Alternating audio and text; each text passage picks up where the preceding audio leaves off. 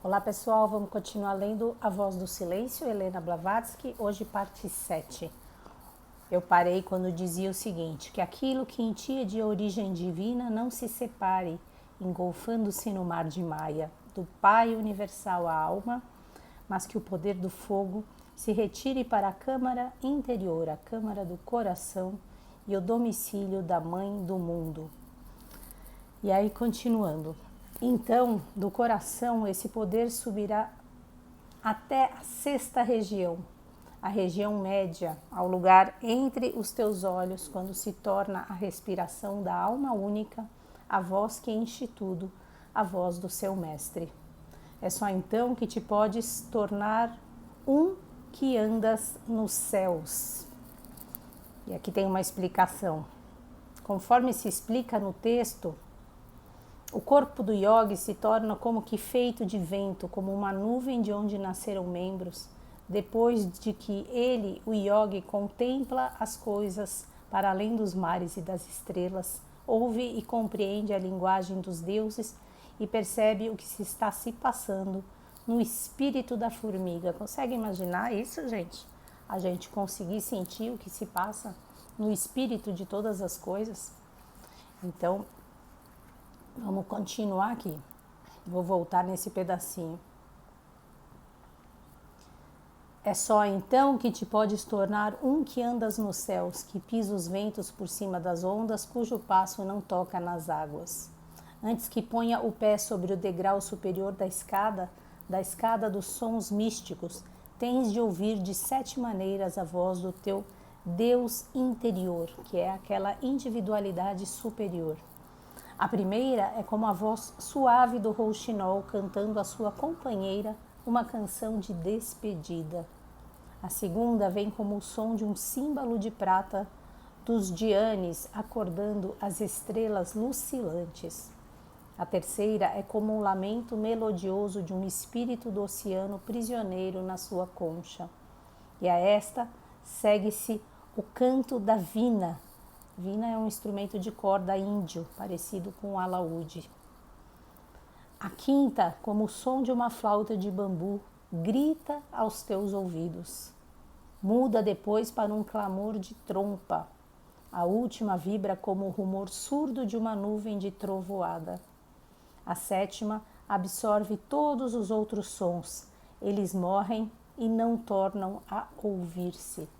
Que belo isso, né? A gente consegue ler, né? Mas nem imaginar.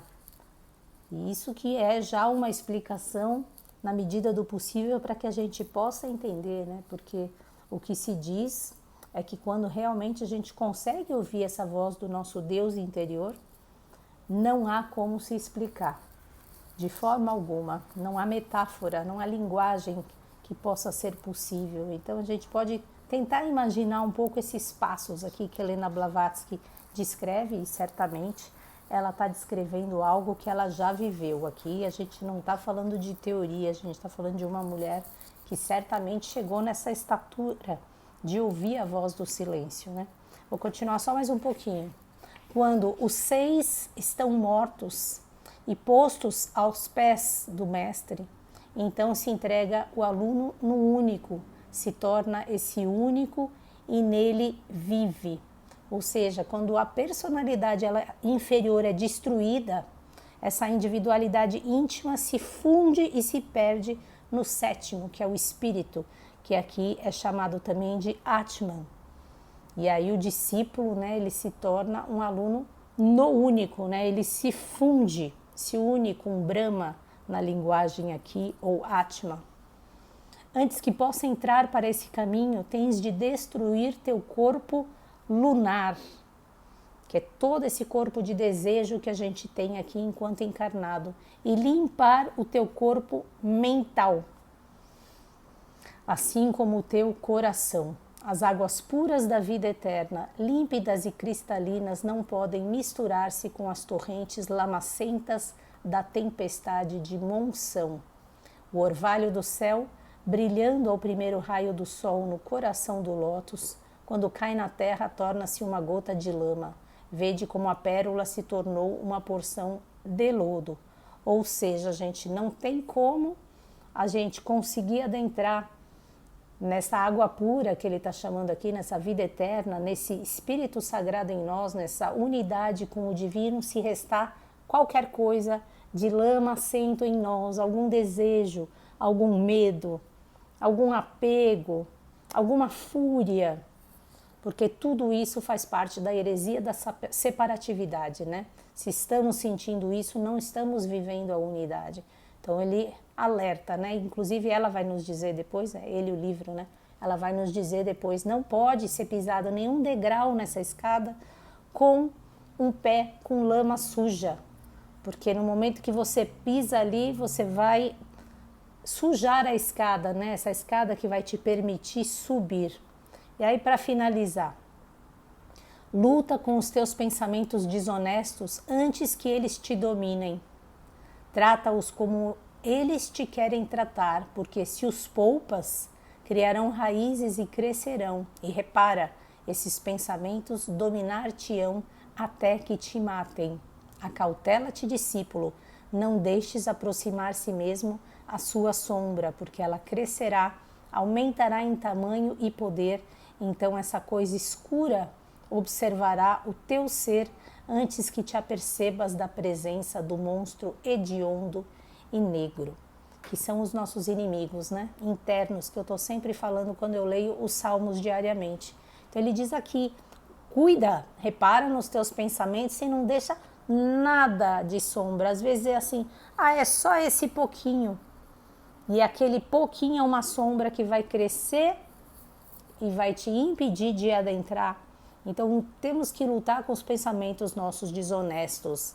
E os pensamentos desonestos não é assim, eu estou fazendo uma desonestidade para com alguém, estou roubando alguma coisa. Está roubando a sua alma divina de você mesmo. Você está se separando dela na medida em que você está acreditando cada vez mais nessa ilusão e está mantendo esses apegos, essa zona de conforto. Como é que se faz isso, gente? Pela vontade e a observação.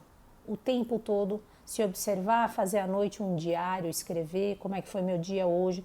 O que eu vivi hoje, que eu vivi de fato pela busca da unidade? Essa é uma boa pergunta. O que eu vivi no dia? Se a gente sabe que a gente vai encontrar o único em nós pela unidade, que é a lei do Dharma, né? Se durante o dia eu não tive pensamentos e ações em prol dessa unidade, são esses os pensamentos e as ações desonestas, escondidos por trás de uma série de desculpas que a gente vai se dando durante o dia. Beijo para vocês, pessoal. Na sequência continuamos o livro. Bye, bye.